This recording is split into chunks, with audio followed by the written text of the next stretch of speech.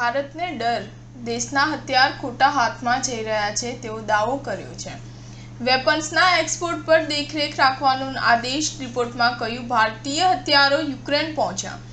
સંરક્ષણ મંત્રાલય ભારતમાંથી ઉત્પાદિત અને નિકાસ થતા હથિયારો પર દેખરેખ વધારી રહ્યું છે।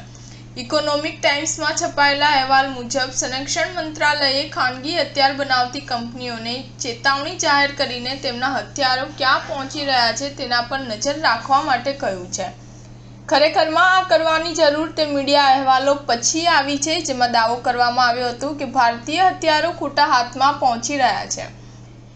યુરેશિયન ટાઈમ્સના અહેવાલ મુજબ વર્ષની શરૂઆતમાં કેટલાક મીડિયા અહેવાલોમાં દાવો કરવામાં આવ્યો હતો કે ભારતના બનેલા 155 mm આર્ટિલરી સેલ્સનો ઉપયોગ યુક્રેનમાં થઈ રહ્યો છે, જ્યારે વિદેશ મંત્રાલયના પ્રવક્તા રણધીર જયસ્વાલે પ્રેસ કોન્ફરન્સમાં જણાવ્યું હતું કે ભારત તરફથી યુક્રેનને કોઈ પણ પ્રકારના હથિયાર મોકલવામાં આવ્યા નથી। રક્ષા મંત્રાલયે હથિયાર બનાવતી કંપનીઓને એન્ડ યુઝર સર્ટિફિકેશન નિયમોનું ચુસ્તપણે પાલન કરવાનું જણાવ્યું છે। આના દ્વારા એ સુનિશ્ચિત કરવામાં આવે છે કે ભારત દ્વારા એક્સપોર્ટ કરાયેલા હથિયાર આખરે ક્યાં પહોંચે છે।